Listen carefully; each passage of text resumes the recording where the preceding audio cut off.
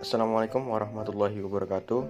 Perkenalkan, nama saya Dimas Boy Ramadan dari kelas 12 MIPA 5. Di sini saya akan praktikum tentang respirasi anaerob, fermentasi alkohol. Tujuan praktikum kali ini adalah yang pertama, menjelaskan tahapan respirasi anaerob dengan tepat.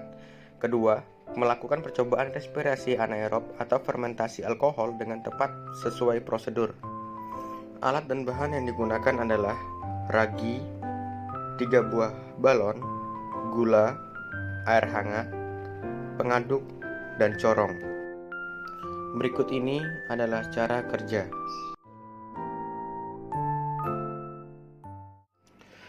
Masukkan 2 sendok ragi ke dalam masing-masing botol berlabel A, B, dan C.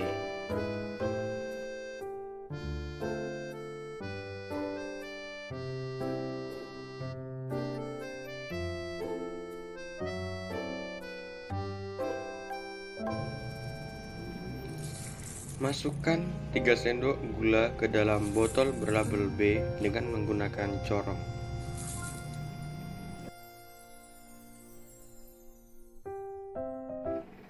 Masukkan 5 sendok gula ke dalam botol berlabel C dengan menggunakan corong.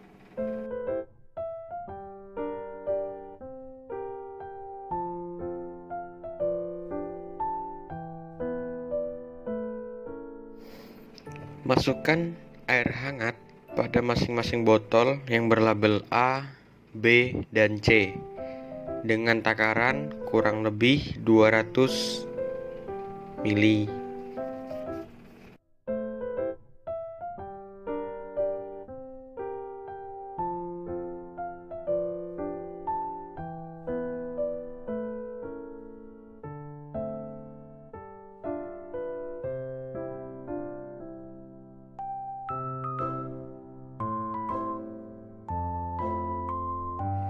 Langkah yang kelima, aduklah masing-masing botol dengan menggunakan pengaduk hingga larutan yang ada dalam botol tersebut tercampur.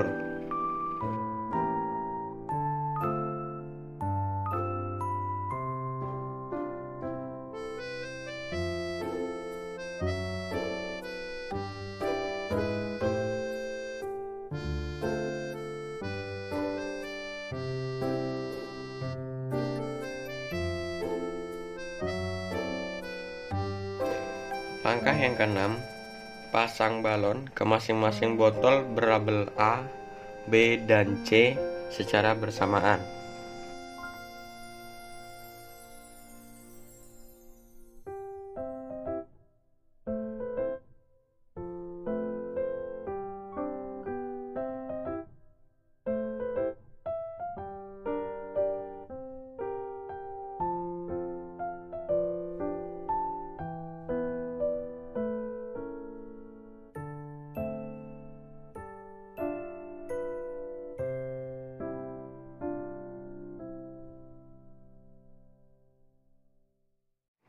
Kemudian, nyalakan stopwatch.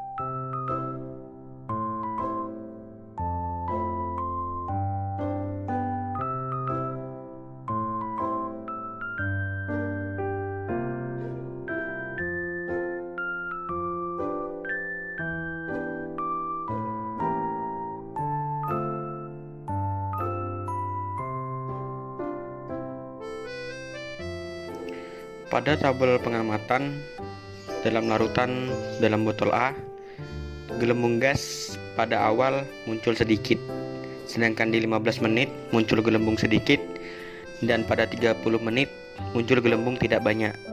Sedangkan di larutan dalam botol B muncul gas sedikit, memiliki gelembung gas yang banyak, dan yang 30 menitnya memiliki gelembung gas banyak hingga naik ke atas. Sedangkan pada botol C memiliki gelembung di awal muncul gas sedikit, di 15 menit memiliki gas lumayan banyak, dan di 30 menit memiliki gelembung gas yang banyak hingga naik ke balon. Masuk ke pembahasan yang pertama, apa yang terjadi pada botol A? Jawabannya, pada botol A tidak terjadi reaksi alkohol karena pada botol A tidak mengandung glukosa yang merupakan bahan pokok fermentasi alkohol. Warna campurannya hanya menjadi keruh karena adanya campuran air hangat dan ragi. Pada pembahasan yang kedua, apa yang terjadi pada botol B? Jawabannya adalah pada botol B terjadi proses fermentasi, tetapi gas karbon dioksida yang dihasilkan tidak terlalu banyak, sehingga balon pada botol B di menit 15 mengembang sedikit, dan di menit 30 mengembang cukup besar, dan mempunyai aroma yang cukup menyengat seperti bau adonan tape. Pada pembahasan yang ketiga, apa yang terjadi pada botol C? Jawabannya, pada botol C terjadi proses fermentasi sempurna karena gas CO2 dihasilkan begitu banyak sehingga balon pada botol C mengembang di menit 15 dan pada menit 30 balon memiliki perkembangan yang sangat besar dan pada botol C memiliki bau seperti aroma susu basi.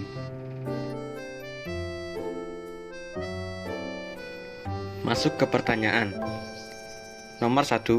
Apa fungsi ragi dan glukosa dalam larutan di botol B dan C?